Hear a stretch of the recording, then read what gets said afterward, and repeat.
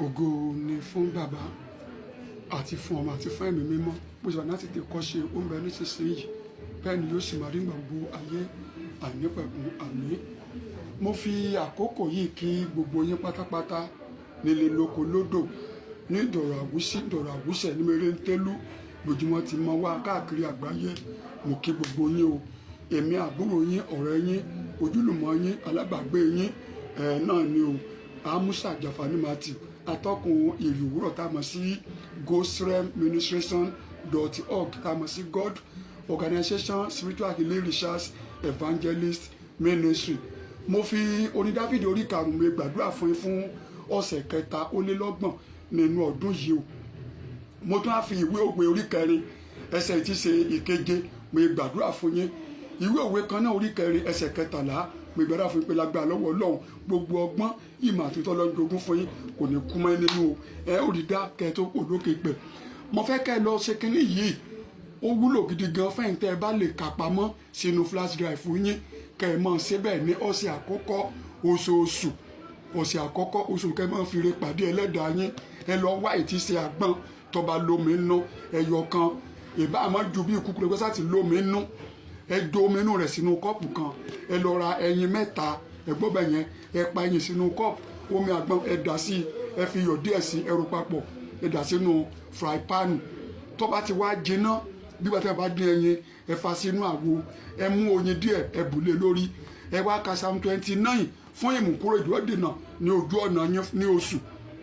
ẹ wá fi Sáàmù tí ṣe 4 ẹ fi lé lórí láti ní ìbùkún ojúrere àti àánú ẹ wá kó jẹ tẹ́ ẹ bá kó jẹ tán tómi àgbọn bá ṣẹ́kù ẹ lè mú tàbí kẹ́ ẹ fomi àgbọn yẹn lásán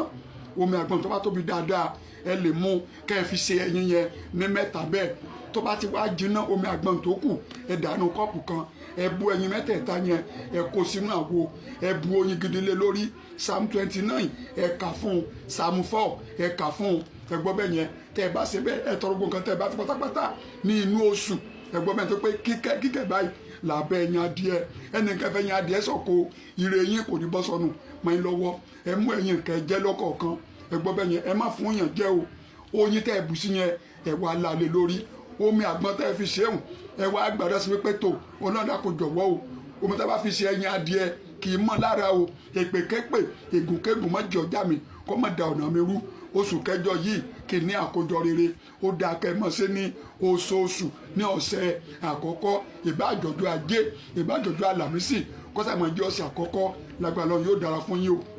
ẹ̀yin tẹ́ ń bẹ lókè òkun ẹ̀ náà lè ṣe bẹ́ẹ̀ o ìwẹ̀ rẹ̀ nìyé ẹ wá omi àgbọn bíi mẹ́ta omi òjò tí ò fara kankan ìlàjì kínní ìlàjì ọyìn bóyá ìlàjì kọ́ọ̀pù ẹ bù sínú bọ́kẹ́ẹ̀tì kan ẹ pọn omi mọ́ dáadáa ẹ gbọ́ bẹ́ẹ̀ yẹn ẹ wá fi ìsebẹ̀ díẹ̀ sí àti etí ṣe oyin díẹ̀ pẹ̀lú ṣúgà hóró ẹyọ 7 fóbìnrin ẹyọ 9 fọkùnrin bẹ́ẹ̀ bàró ní hóró ẹ lè fi síbí bù ú síbí kan àti síbí 7 fóbìnrin síbí 9 fún ọkùnrin ẹ bù mọ́ omi ẹ dáadáa rú papọ̀ ẹ ka Sáàmù tó wúlẹ̀ kan yẹn ẹ kà sí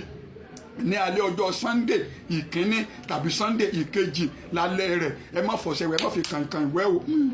ẹ ka Sáàmù yẹn sí Psalm 29 Psalm 4 ẹ wá lọ fún mi kẹ́ fi sanra wálẹ̀ bẹ́ẹ̀ bá wá ṣe ẹ mọ́ sẹ́ẹ̀sì o lágbà lọ́wọ́ Ọlọ́run oṣù yìí ẹ ní àkójọ rere inú yẹn dùn ọkàn yẹn balẹ̀ o ní orúkọ Jésù Kristi Olúwa wa ẹ kú ewu ọ̀sẹ̀ ìkẹta ó lé lọ́gbọ̀n lágbà lọ́wọ́ Ọlọ́run ẹ rí ti yín ṣe o ègùnkégùn èpèképè kò ní já ẹnì kọ̀ọ̀kan yín ní orúkọ Jésù Kristi Olúwa wa èyí tí ó bá yé yín ẹ kàn sí mi ní WhatsApp mi 070 82 99 29 83 ire ni o.